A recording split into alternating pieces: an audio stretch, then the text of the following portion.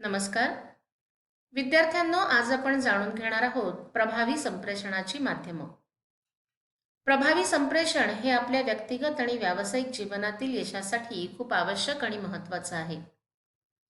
ज्या माहितीचे संप्रेषण आपल्याला दुसऱ्या व्यक्तीपर्यंत करावयाचे आहे, म्हणजे जी माहिती दुसऱ्याला सांगायची आहे, त्यामध्ये पुढील गोष्टींचा उपयोग केल्यास ती माहिती प्रभावी पद्धतीने म्हणजे यशस्वी संप्रेषणाद्वारे आपण समोरच्या व्यक्तीपर्यंत पोहोचवू शकतो.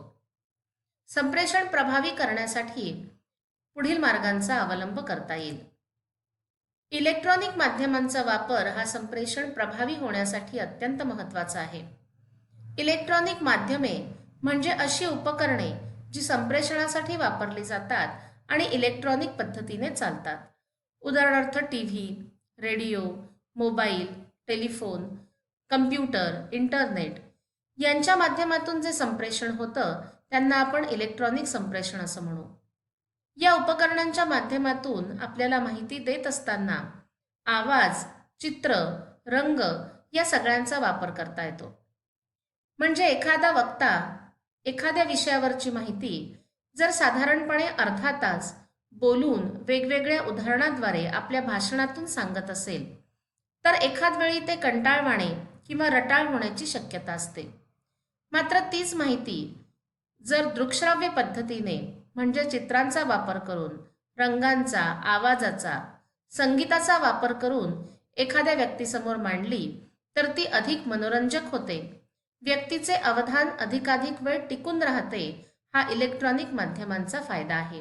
तेव्हा संप्रेषण प्रभावी करण्यासाठी इलेक्ट्रॉनिक माध्यमांचा वापर महत्त्वाचा ठरतो.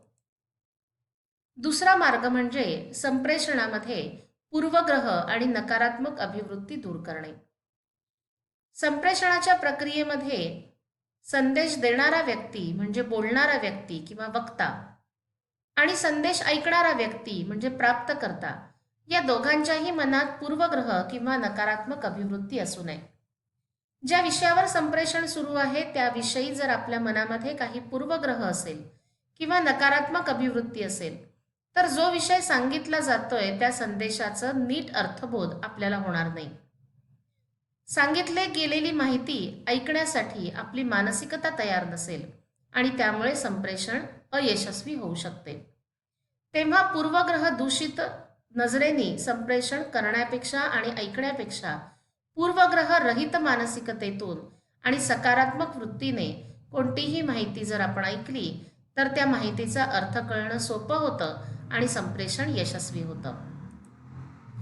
संप्रेषणासाठी अत्यंत महत्त्वाचे आहेत ते आंतरवैयक्तिक संबंध.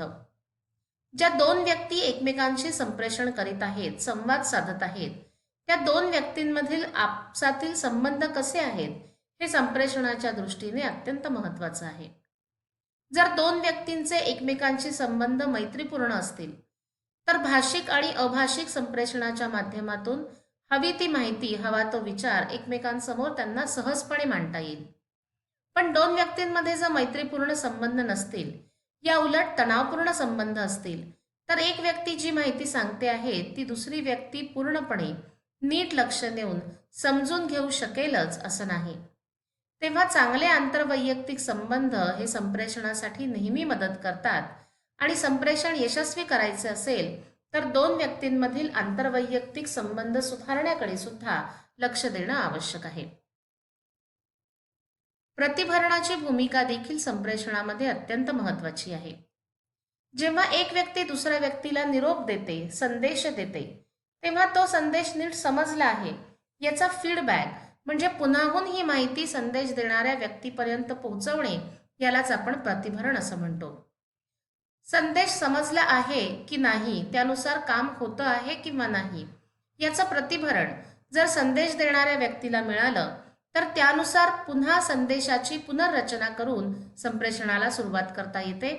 किंवा कार्य नीट झालेलं आहे, संदेश नीट समजलेला आहे हे लक्षात घेतल्यानंतर संप्रेषण यशस्वी झालं आहे हे देखील संदेश देणाऱ्या व्यक्तीला लक्षात येते.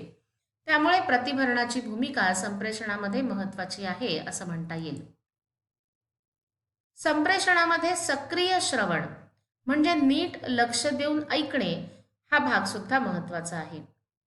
जेव्हा एखादी व्यक्ती भाषिक संप्रेषणातून एखादी माहिती संदेश सांगत असते, तेव्हा तो संदेश ती माहिती ज्या एका व्यक्तीकरता किंवा समूहाकरता सांगितली जाते, त्या व्यक्तीने किंवा समूहातील अनेक व्यक्तींनी ती माहिती ऐकत असताना संपूर्ण लक्ष ठेवणे, माहिती ऐकत असताना ती आपल्याला समजली आहे किंवा नाही या पद्धतीचे संकेत देहबोलीतून देणे, नेत्रसंपर्क कायम ठेवणे, अशा प्रकारच्या सक्रियतेने श्रवण केल्यामुळे सांगितलेला संदेश ऐकणाऱ्या व्यक्तीला नीट कळतो आणि तो ऐकणाऱ्या व्यक्तीला नीट कळतो आहे याचे ताबडतोब प्रतिभरण ऐकणाऱ्या व्यक्तीच्या चेहऱ्याच्या हावभावावरून, शरीराच्या देहबोलीवरून, नेत्रसंपर्कावरून सांगणाऱ्या व्यक्तीला सुद्धा कळते. सांगितलेली माहिती जर नीट कळत नाहीये तर सक्रिय श्रवणानंतर त्या संदर्भामध्ये प्रश्न विचारून किंवा शंका उपस्थित करून त्या शंका सोडवून घेतल्याने सुद्धा संप्रेषण यशस्वी होते. तेव्हा संप्रेषणाच्या प्रक्रियेमध्ये संदेश किंवा माहिती देणाऱ्या व्यक्तीची भूमिका जितकी महत्त्वाची आहे, तितकीच महत्त्वाची भूमिका माहिती ऐकणाऱ्याची सुद्धा दिसून येते आणि त्या दृष्टीने सक्रिय श्रवण हा प्रभावी संप्रेषणाचा एक महत्त्वाचा मार्ग आहे असे म्हणता येईल. तर विद्यार्थ्यांनो, प्रभावी संप्रेषणाचे मार्ग बघत असताना आपल्याला लक्षात येईल की प्रभावी संप्रेषणामध्ये इलेक्ट्रॉनिक माध्यमांचा वापर महत्त्वाचा आहे. पूर्वग्रह दूर करून सकारात्मक अभिवृत्तीतून संदेश घेणे आणि संदेश देणे ही प्रक्रिया होणं आवश्यक आहे. संप्रेषणासाठी आंतरवैयक्तिक संबंध चांगले असणं आवश्यक आहे.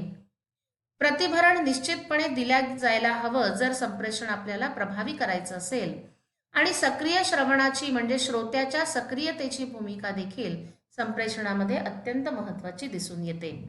हे सर्व घटक जर उपस्थित असतील तर संप्रेषण नक्कीच यशस्वी होईल.